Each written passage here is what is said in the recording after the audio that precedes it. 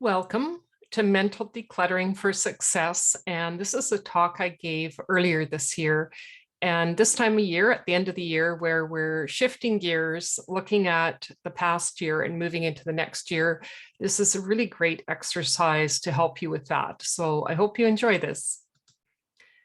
So often in the past, and in the current, we compartmentalize our life, and that's not as easy to do anymore with COVID and more entrepreneurs and contract workers. The different aspects of our life are coming more together, which is a good thing, because when we feel we have to be different in different areas of our life, that takes up a lot of energy. And it doesn't help us to be our authentic self and be who we truly are. So I think this is a really great shift in how we see the world and how we interact in the world. So motivation equals energy.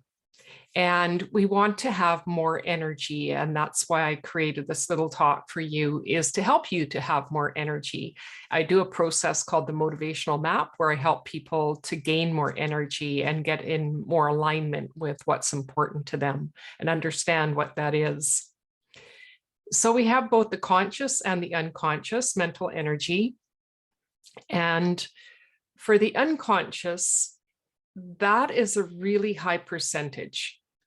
The conscious, it's what we're aware of, but that unconscious portion is really strong and runs a lot of things in our life that we don't even realize. And that's one of the reasons I do the shadow work with people, is to help them to bring those unconscious things forward, along with the meditational work that we do with the healing. So the first step always is awareness. Once we're aware of something, then we can do something about it. Until we have that awareness, there's nothing we can do. So we need to look at it from a very holistic sense, mentally, emotionally, physically, and spiritually, and take into account all of those different areas to have alignment, true alignment with our true selves and all of us and all the different aspects of ourselves. So the first step is to create a completion inventory worksheet. And the first step is to ask yourself what's incomplete and write that down. And then you ask yourself, what do you need to do to complete it, and write that down. And normally, most people would say, complete what's incomplete, and that's the end of it. And I believe there's another step that's been left out in a lot of these kind of motivational processes that people use. Because we always have choice and we have different perspectives. And we can break this down into 3 different ways of looking at things. We have the thinking part, which is the achievement, kind of that brain and mind. We have the feeling aspect, which is around relationships and our emotions. And then we have that knowing. And for a lot of people, it's that kind of kinesthetic body part. And that's that growth part of us that is looking to the future. So we have different ways of looking at things. And it's important to bring all of those aspects into making our choices and our decisions about what we're doing with our lists of complete and incompletes.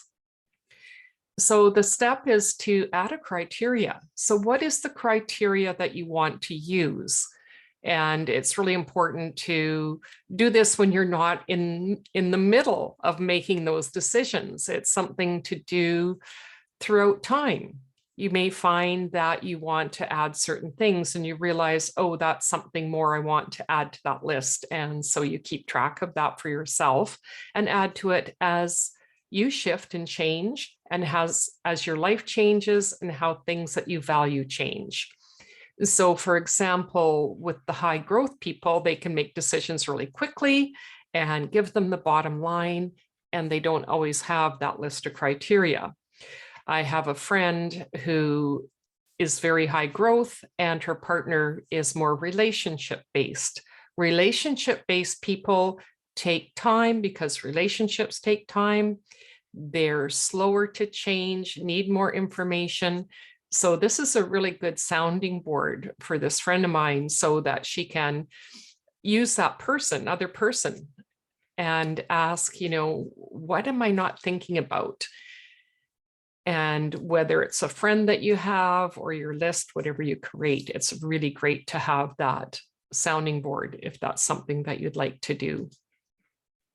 So we need to look at our values, and I've listed a couple here: family, friendship, career, education. And out of those different areas, there's different exercises we can do for values. We can look at what are those core values that are overlapping in all of those things. And so one for me is integrity. Another one is trust, honesty. So often we can then narrow that down to about 5 to 10. If we have too many, then again, we're spreading ourselves over too many things, and it's harder to make decisions when we don't have a set of criteria or values as part of that criteria that takes us in too many different directions. So with the integrity piece of making these decisions, we really have to get honest with ourselves. Sometimes we do things out of obligation, or simply because we paid for something, or we didn't like to say no at the moment. Whatever it is, we have to get really honest with ourselves and ask ourselves why we're doing that. And whether you choose to do it and complete it or not, it's also good learning to say, why did I say yes to that if I really meant no? Do I need to create some kind of gap where I am honest with myself and integrous and say more frequently, I need to consider that in relationship to the other things I have going on in my life, so that I can spend some time considering whether I can assist you with it, or do it, or whatever it is, and actually complete it and feel good about it. So when you're making those decisions to choose what you're going to complete or not complete, first, is it something I choose to do? Do I need it or want it in my life? And we need to look at where we are at this specific time frame. So maybe 6 months ago, when you decided that was important to you, it's no longer important. Things change. If we think about travel and COVID, so those are some of the things that you might need to look at, because we might then go to the next step, which is considering, do I need to postpone it, like the trip? And you can add a time frame to that, which is helpful: 3 months, 6 months, 12 months, or maybe even longer. Maybe this is something to look at 2 months or 2 years down the road. And I know for myself, when I was working corporately, I had been considering doing a master's. And then as I got closer to leaving the corporate job, I thought, why am I considering that? I have to reevaluate that. And that was a decision or something that I was considering from an old perspective. It was like 10-year-old perspective, and that just wasn't important to me anymore. I have more than enough education in many different ways, and it's like, why do I need to add that? Is it simply for self-importance, or something that really doesn't fit with where I am today? So I let go of that. So then we have to release and let go, or commit and add a time frame. So with everything on that incomplete list, you would make that decision. So in the process of letting go, we need to feel into what are the feelings I have about doing this, about letting this particular thing go. Am I judging myself? Am I judging someone else? Am I beating myself up? Where am I not being kind or compassionate to myself in making these decisions? If I'm making it for someone else, how do I get back to that kind of core of who I am and what's important to me? So feelings are really important when we look at anything that we do. Our ability to access our feelings gives us a barometer of where we are in life. And for myself, I had cancer 21 years ago. And I realized going through that process how I had stuffed down my feelings and emotions. And in this healing time that I had when I was away from work, I spent a lot of time going really deep within myself and allowing those feelings to come up and going through the fears that if I got into the feelings, they would never end. There would be this endless stream of being in anger, sadness, whatever it was in the moment. And because I had shut them down for so long, I didn't realize how there's that ebb and flow with feelings. If we think about grief, that's something that's really prevalent in our world right now, and we're all tapping into that. We feel grief in little bouts most of the time. You know, it could be a week, a month, whatever it is, whether it's something personal to you or we see that in the world and the loss of life or whatever is going on in the circles, and how far and wide that you tap into news and those different things. So it's really important to be aware of that and know that you will get through it. And I helped another coach, and she said it was really eye-opening for her to see how she was kind of stuck in her head and needed to get more in touch with her feelings. And she appreciated my patience in cracking through what she called the tough cookie exterior to extract the feelings and motion from a place of compassion. And she really appreciated that. And it really helped her to refocus and reshift where her attention is required. And she learned to integrate mind and body and get to the core of how her personality really connects and creates good connections and attachments to other people, whether in life or business. So one of the ways of releasing and letting go is the Ho'oponopono prayer, which you may or may not have heard of. And it's simply, I'm sorry, please forgive me, thank you, I love you. And you say that 3 times. And how much charge is on it after you say that 3 times? Maybe you need to do it again. Maybe you need to leave it for a day and come back. Maybe there's some different emotions that get stirred up when you do that. So you can continue that process until you feel free and clear of it. And then you can take it off your list and say, that's completed to as far as I want to go with this. I no longer want to focus on this particular thing. And then you create your worksheets, and you can create as many categories as you want, and it's personal to you and what's important in your life. And so some things to include might be your health, your body, your mind, your work, your home, your relationships, your personal development, your car, legal matters, medical issues, taxes, insurance, right? We can go on. So whatever is important to you. And then you create a worksheet. And for one example, the health and well-being completion inventory. What is incomplete in my life in one column? And what do I need to do to complete this in the other column? Another one might be the professional completion inventory. And this is where you can look at breaking it down into smaller chunks with what you need to do to complete it. And what are the people or the processes, procedures, tech, groups, whatever it is that you need to complete that.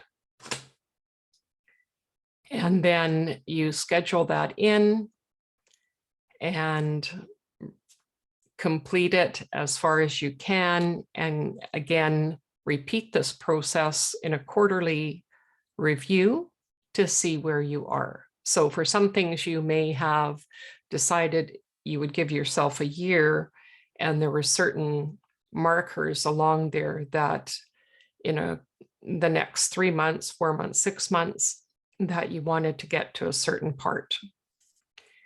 And one of the other things that will kind of clutter our mind and keep our energy not as strong as we would like it is when we start to get these other ideas that come in. You know, we get started on something and all of a sudden another creative idea pops into our head, and we think, oh, I'd really like to pursue that.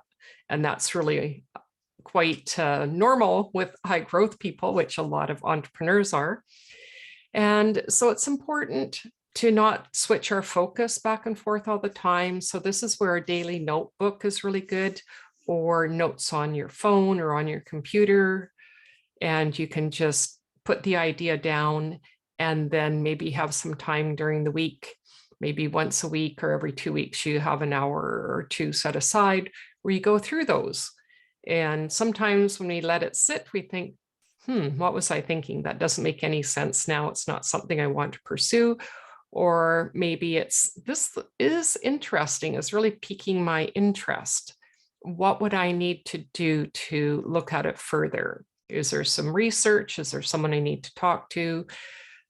Maybe it's something I want to look at my next quarter, because this quarter is really full right now, but it's something I want to look at further. So then you can look at it at a time that's more convenient. So it's always about loving ourselves first and putting ourselves first. So we don't want to fight with ourselves. We want to fight for ourselves first. And we want to focus. Focus acronym is follow one course until successful. So this is a process to help you to focus and figure out what's important to you at the time, because motivation changes over time. With the motivational map process, it can be in as little time as 2 years, because our life circumstances change. What becomes important to us changes. And that's really been, I think, quite obvious for a lot of people during this COVID time, where maybe they've changed lifestyles, they've moved. There's lots of different things. They've looked at the stress in their life and they say, no, I don't want that anymore. Different relationships become more important. Or maybe it's like, no, I really want to pursue another career. There are so many different things that can shift our motivation and what's important to us. So this is one of the reasons I really like to do this on a quarterly basis, to really see where am I at. It's kind of that thermometer to see, am I in alignment with what's important to me at this time, so that I can move forward with what I want in life. So in summary, make a list of what is incomplete, what is needed to complete it. Review each of those items based on your criteria and values and what you think, feel, and know. Be really honest with yourself, and then choose and decide. Yes, do I need to postpone? What is the time frame? Yes. Okay, I'm going to commit to that now. And what is the time frame? Or no, allow the feelings, any forgiveness if needed, and let it go. So connection is the energy that is created between people when they feel seen, heard, and valued, when they can give and receive without judgment. And that's a quote from Brené Brown. So we need that connection to ourselves and to our energy. And so we need to feel seen, heard, and valued from ourselves first. Having that honest look at what's important, making decisions that support us, because without taking care of ourselves first, like the oxygen mask, we're no good to anyone else. So from here, this is a starting point. And to me, the next step is the motivational piece, where we really look at how do we keep that energy going? Now I've committed, I've decided, then how do I keep that energy going? And that's a topic for another day with the motivational map.